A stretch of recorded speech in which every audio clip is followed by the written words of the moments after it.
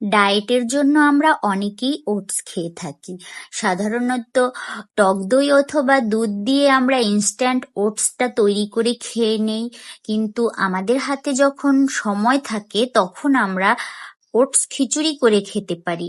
এটার পুষ্টিগুণ আরো বৃদ্ধি পায়, কারণ এখানে ডায়েটের অন্যান্য উপকরণ যেমন গাজর, ক্যাপসিকাম, টমেটো এসব দেয়া হয়।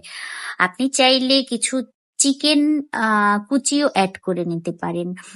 তো আমি ফার্স্টে গাজর ক্যাপসিকামটাকে ভেজে নিয়েছি, আর আমি এখানে ইউজ করেছি স্টিল কাট ওট, যেটা আমি 6 থেকে 7 ঘন্টা ভিজিয়ে রেখেছিলাম।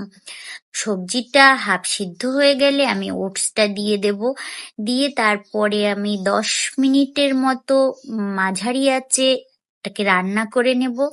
দেন রান্না হয়ে গেলে শেষে আমি ম্যাগি খিচুড়ি মশলাটা অ্যাড করেছি, সাথে ঘি এবং ধনেপাতা দিয়েছি ফ্লেভারের জন্য। আশা করি আপনাদের ভালো লাগবে, এভাবে খেয়ে দেখবেন।